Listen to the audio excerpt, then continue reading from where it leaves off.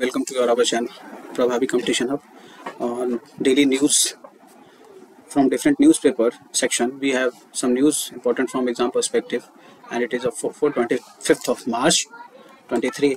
First was that we discussed, कल हमने discuss किया था that why Rahul Gandhi has been disqualified. Representation of People Act 1951, different sections. Other than that, what are the other grounds on which sitting MP और MLA can be disqualified? So now उनके convection होने के बाद आप देखेंगे बहुत strictly ही Lok Sabha secretariat से वायनाड से उनकी जो मेंबर ऑफ पार्लियामेंट थे वो उसको खत्म कर दिया जाता है. तो now he lost his member of parliament status. Now the question comes before us कि क्या अगर इस पे हाई कोर्ट या सुप्रीम कोर्ट या कोई जुडिशियरी इसके ऊपर स्टे लगाती है तो क्या वो फिर से वो रीइंस्टेट कर लिए जाएंगे as a member of parliament?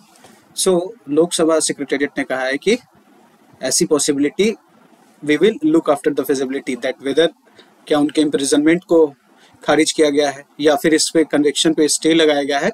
It depends on what the judgment higher courts gives them. But उसके अलावा और भी जो उनके पे और पर्क्स थे वो कम हो जाएंगे. उनकी जो रेसिडेंशियल जो दिल्ली में थी तुगलक रोड में उन्हें भी उसे खाली करना पड़ेगा. और जो सिक्योरिटी कवर्स था जेड प्लस सिक्योरिटी मिली थी as report of it was based on the report of intelligence agency. So now this will be curve down, इसके ऊपर थोड़ी कमी हो जाएगी. So this is a very important news which we have to look after. और ये आगे आने वाले दिनों में नए अपडेट्स मिलते रहेंगे. I will now this was the news of 24th of March in which we discussed that how a Surat court convicted Congress chief Rahul Gandhi in a criminal defamation case और उन्हें 2 साल की सजा दी जाती है for violation of IPC section 499 and 500 which is dealing with the defamation. And we also discussed that the House section 3 of Representation of People Act declared the disqualification grounds of an MP. And during our course of discussion we also discussed what are the other grounds and Lilith Thomas judgment regarding the disqualification. आप इस video 24 मार्च के video को आप देख के revise कर सकते हैं. It is very briefly covered, you can check on that. Next was important news that arm forces special power act power act remove from 3 police station limits in Nagaland. The ministry of home news ये है that PIB ने इसको cover किया था that Ministry of Home Affairs has further removed the Armed Forces Special from the jurisdiction of 3 police stations in Wokha, Junheboto and districts of Nagaland. और ये 3 police station के आसपास के एरिया के आते हैं. While one more police station in Arunachal Pradesh has been declared as a disturbed area under the act.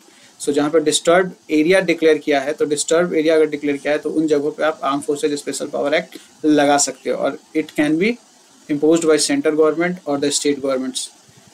फिर अभी ये कह रहा है that Armed Forces Special Power Act has been extended in 8 districts in 21 police stations in 5 other districts of Nagaland for under 6 months, down from 9 districts. The 8 districts where has been extended are Dimapur, Newland, Chukmandia, Moon, Kifre, Noklek, Fake, Peren in Nagaland. So ये names है, facts है, उसके ऊपर ज़्यादा हमें detail में नहीं जाना है. But we need to understand what is Armed Forces Special Power Act and who has the right to declare Armed Forces Special Power Act for a area, imposition of it.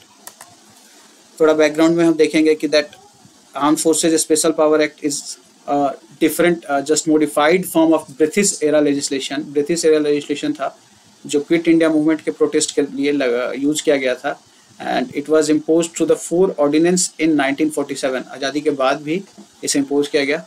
The ordinance were replaced by an act. 1948 में एक act आया and the present law effective in the northeast was introduced by Parliament in 1958 by the then Home Minister G.B. Pant. इसको Armed Forces Special Power Act कहा जाता है. After the state of Arunachal, Meghalaya, Mizoram, Nagaland came into being, the act was adapted to apply to these states. So some sort of you can see that this was used to tackle the northeast insurgency or the northeast separating tendencies. नागाओं के against first time लगाया गया. The act was amended in 1972 and power to declare an area as disturbed area where conferred concurrently upon the central government along with state. तो अभी किसी area को central government as well as state government can declare a disturb area, और इसी disturb area में arm forces special power act impose किया जाता है।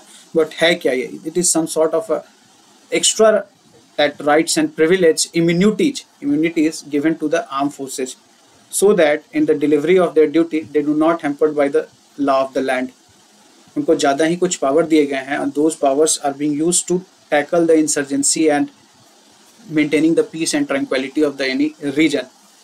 त्रिपुरा ने इस एक्ट को हटा दिया था 2015 में and Meghalaya was under armed forces special power for 27 years until it was revoked from 1 अप्रैल 2018। तो आप देखोगे कि 2 स्टेट मेघालय और त्रिपुरा ने हटा दिया है।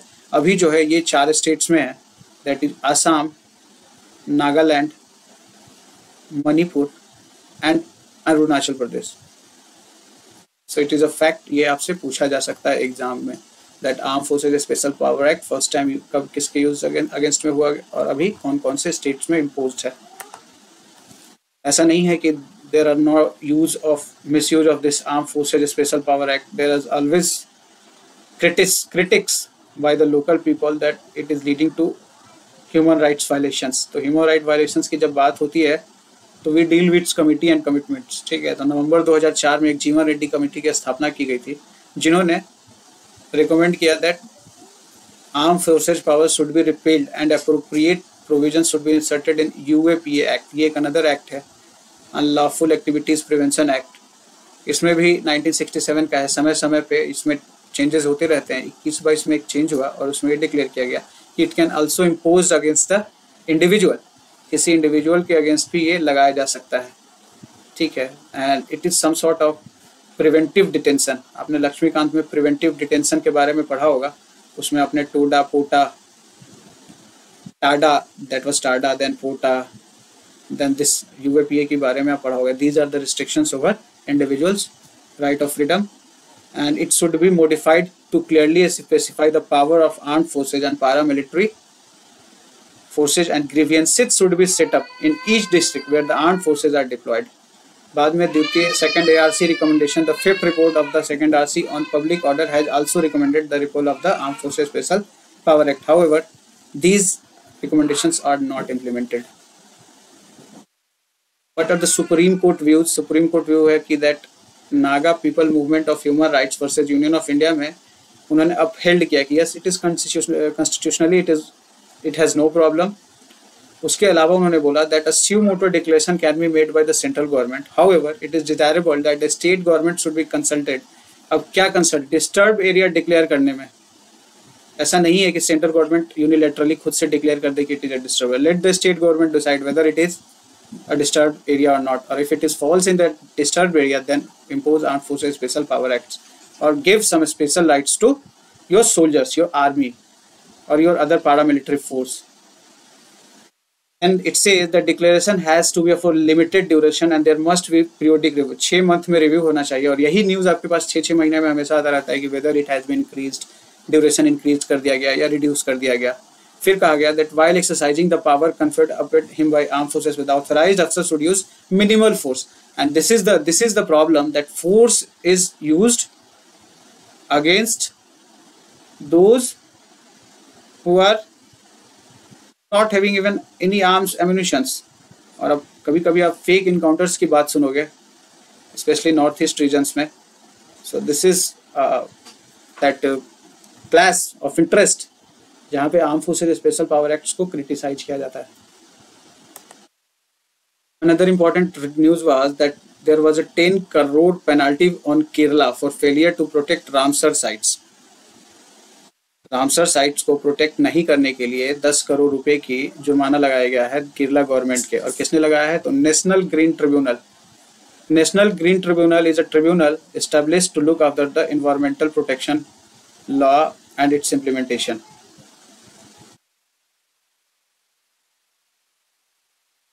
ठीक है, रामसर साइट्स क्या होते हैं हमें ये जानना होता है। Ramsar sites are wetlands. Wetlands क्या होते हैं? Wetlands a region where there is a mergence of that, you can say that land area and water area. जैसे आप कोस्ट लाइन, कोस्टल एरिया जो है, कुछ coastal area considered as a wetland sites, and this is the area of environmental के क्षेत्र में आप देखोगे तो कहा जाता है कि there is a edge effect. Edge effect का मतलब ये होता है कि यहाँ पे दोनों तरीके की प्रजातियां, एक तो जो मैरीन इन्वायरमेंट में रहती है और एक जो लैंड इन्वायरमेंट में रहती है, ये दोनों यहाँ पे मिलते हैं। So there is a region of great diversity. So जब ग्रेट डाइवर्सिटी है तो यहाँ पे प्रोटेक्शन की भी बात होगी। एग्जाम्पल्स दे रहा हूँ मैं, जैसे कोस्टल एरिया के बारे में। तो नाउ 1971 के ईरान के रामसर शहर में countries met together and they did a Ramsar Convention. Or what was the Ramsar Convention? Ramsar Convention was dealing with the protection of these wetlands, and they declared some wetlands as a wetland of international importance. और उस treks record नाम के एक book में डाल दिया। ठीक है, अभी as of now we have facts जो हमारे काम की चीज़ है। तो 1971 Ramsar convention dealing with the wetlands. And then आप ये देखोगे कि जो लेटेस्ट हमारे पास है Shallbugh wetland conservation reserve Jammu and Kashmir में, जिसको 8 जैन को डिक्लेयर किया। और दूसरा हाईगेम, ये भी जम्मू एंड कश्मीर में डिक्लेयर किया गया है। Wetland, I just said that it coastal area is just a type of a wetland. उसके अलावा भी वेटलैंड्स के टाइप होते हैं, जैसे आप even your lake is also considered as a wetland, man made lake, natural lakes. थोड़ा सा वेम्बर्न लेक के बारे में जाते तो वेम्बर्न लेक जो केरला में है, it has 4 rivers, Meenachil, Achankovil, Pampa and Manimala. और ये separated from the Arabian Sea by a narrow barrier island, and it is popular backwater stretch in Kerala. Nehru trophy boat race, जिसको हम लोकल नेम वल्लाम कली के नाम से जाते हैं, जो snake boat race every year August के महीने में वेम्बर्न लेक में होती है। इंपॉर्टेंट है, ये क्वेश्चंस आते हैं कि नेहरू ट्रॉफी बोट रेस कहाँ पे होता है। It is the second largest Ramsar site in India and only after the Sundarban in the West Bengal. So West Bengal का जो एरिया है सुंदरबन, उसके अलावा ये सेकंड रामसर साइट है, लार्जेस्ट। एंड यहाँ एक बर्ड सेंचुरी है जिसका नाम है Kumarakom bird sanctuary. And one of the most outstanding feature in this lake is 12.52 meter long salt water barrier, which was built to stop salt water intrusion in कुटानाद area. Ashtamudi lake के बारे में, जिसको हम Ashtamudi lake और अष्टमुदी कैल भी कहते हैं, कोल्लम डिस्ट्रिक्ट में है केरला के। Most visited back water lake in state, unique wetland ecosystem इनका, and a large palm shape octopus shape का एक वाटर बॉडी है। और इसका मतलब होता है 8 ब्रेड्स, 8 चैनल्स जिसके होंगे मलयालम लैंग्वेज में। इसका मतलब होता है 8 braids. And the lake is also called the gateway to the back water of Kerala and is well known for its house boat and back water resorts. तो एक टूरिस्ट स्पॉट है ये। सो इन दोनों का प्रोटेक्शन नहीं करने के कारण केरला को 10 करोड़ रुपए का पेनल्टी इम्पोज किया गया है। राज्यसभा में एक डिस्कशन के दौरान गवर्नमेंट ऑफ इंडिया ने बताया that we have national rabies control program for prevention and control of disease. तो रेबीज क्या है? Rabies is a zoonotic disease. Zoonotic disease जो आदमी जस्ट ह्यूमन और एनिमल के बीच में संबंध रखता है। ये इससे हो सकता है, ये इससे हो सकता है, दोनों को अफेक्ट कर सकता है। ठीक है, तो the virus, it is virus caused by a virus, and mostly dogs, when a person was bitten by a dog, then it causes rabies disease and it affects the human brain. इसका उपचार ये है कि इसको washing करना है, soap लगाना है, vaccine injection and avoid symptoms. दूसरा तरीका ये है कि बाइट से बचना है, और अगर बाइट हो जाती है तो फिर अपने वैक्सीन लेना है। तीसरा प्रिवेंटिव हो सकता है कि हम सारे डॉग्स को वैक्सीनेट कर दें, but it is not possible, but as far as possible vaccination हम कर सकते हैं। It is 100% preventable. Vaccinating 70% of dogs break rabies transmission cycle in area at risk. Every dog owner is concern. ठीक है, individual dog ownership की भी ये responsibility होती है।